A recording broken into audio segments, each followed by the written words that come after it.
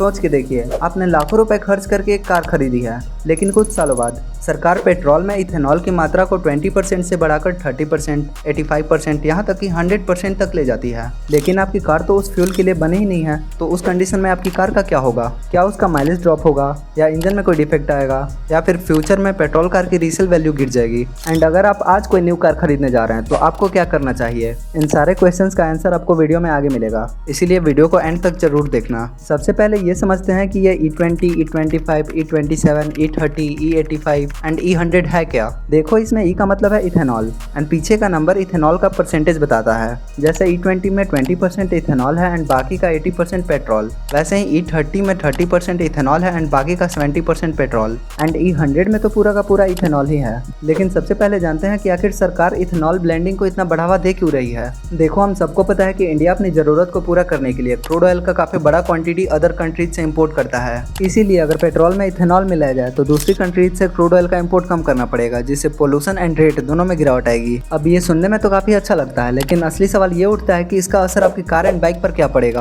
पहली प्रॉब्लम है माइलेज, क्योंकि इथेनॉल की एनर्जी डेंसिटी पेट्रोल से कम होती है, जिससे 1 लीटर पेट्रोल में जितना दूरी पेट्रोल कवर कर सकता है उतना इथेनॉल नहीं कर सकता। इसी वजह से E20 या उससे ऊपर के ब्लेंड पर माइलेज में कमी आ सकती है, एंड ऐसा काफी कस्टमर्स ने रिपोर्ट किया है। दूसरी प्रॉब्लम है रबर एंड प्लास्टिक पार्ट्स की, क्योंकि इथेनॉल एक सॉल्वेंट की तरह काम करता है जो रबर एंड प्लास्टिक पार्ट्स से रिएक्ट करता है। एंड पुरानी गाड़ियों के fuel pipe and fuel pump के पार्ट्स इथेनॉल रेसिस्टेंट नहीं होते थे, जिससे कुछ टाइम बाद ये पार्ट्स इथेनॉल से रिएक्शन के कारण कमजोर हो सकते हैं, जिससे फ्यूल लीकेज का खतरा हो सकता है। तीसरी प्रॉब्लम है कोरोजन का, क्योंकि इथेनॉल हवा से मॉइस्चर यानी नमी को अट्रैक्ट करता है। अगर फ्यूल सिस्टम लंबे टाइम तक मॉइस्चर के कांटेक्ट में रहा तो fuel tank, fuel line and injector में कोरोजन का खतरा बढ़ सकता है। अब सवाल उठता है कि किन लोगों को सबसे ज्यादा चिंता करनी चाहिए। तो देखो, अगर आपकी कार या बाइक 2023 से पहले बनी थी तो ज्यादा प्रोबेबिलिटी है कि वो E10 फ्यूल को ध्यान में रख के बनाई गई होगी, जबकि अप्रैल 2023 के बाद की सभी गाड़ियों को E20 फ्यूल को ध्यान में रख के बनाया गया है, क्योंकि अभी के टाइम पे इंडिया में ऑलमोस्ट सभी फ्यूल पंप पे E20 पेट्रोल ही दिए जा रहे हैं, जबकि उनकी गाड़ी E10 को ध्यान में रख के बनाई गई है।